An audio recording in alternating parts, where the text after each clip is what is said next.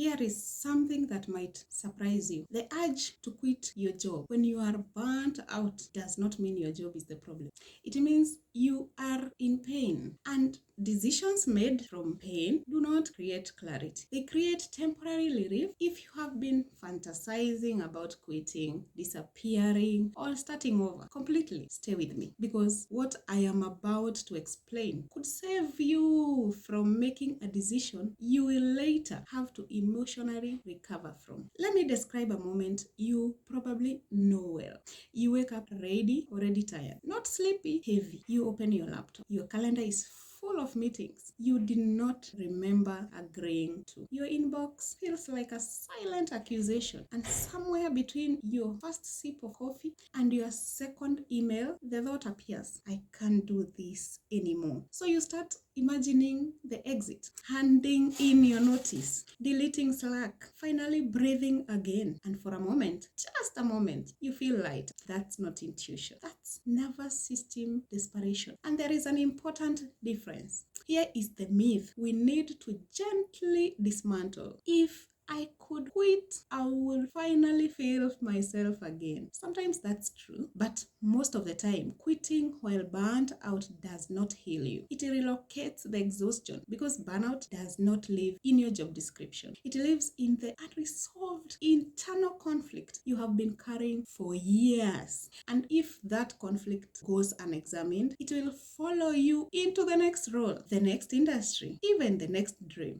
Burnout is not a signal to escape. It is a signal to listen. High-achieving women are especially vulnerable here, because you are decisive, capable, and used to solving problems by taking action. So when something feels wrong, you move. But burnout is not a logistics issue. It is an identity and alignment issue. And when you treat it like a surface problem, you risk making a permanent decision based on a temporary state. Let's talk about what's really happening beneath the urge to quit. Most women do not burn out because they hate work. They are burnt out because they have been working against themselves. You've been suppressing parts of your personality to stay professional, compromising values quietly for the sake of stability, carrying emotional weight no one sees because you are the strong one, and your system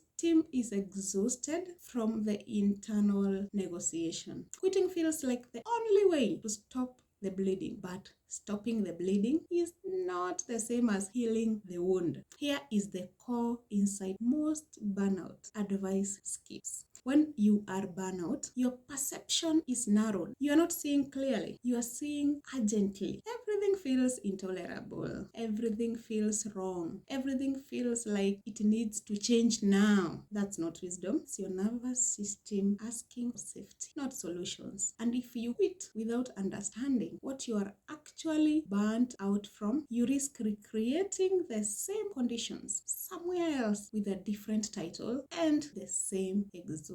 So what actually works? First, internal realignment before external escape. Before you resign, ask, what exactly is draining me here? Is it the work or the way I have been relating to it? What boundaries did I never renegotiate as I evolve? Burnout is often means your life is still organized around an old version of you. Secondly, emotional honesty. Not journaling platitudes, not positive reframing, naming the truth. High-achieving women are exceptional at functioning while disconnected. But burnout lifts when you allow yourself to say, this no longer fits who I am. Not dramatically, not publicly, just honestly. Third, career clarity. Instead of career quitting, clarity asks better questions than urgency. It separates what needs to change internally from what needs to change structurally. Sometimes the job is not wrong. The role you're playing, instead it is. And sometimes the environment does not need to change, but not until you're grounded enough to choose wisely instead of reactively. Let me ground this with a familiar metaphor. Think of a character like Carrie Bradshaw. Every time something felt uncomfortable, she ran. Cities, men, lives, and every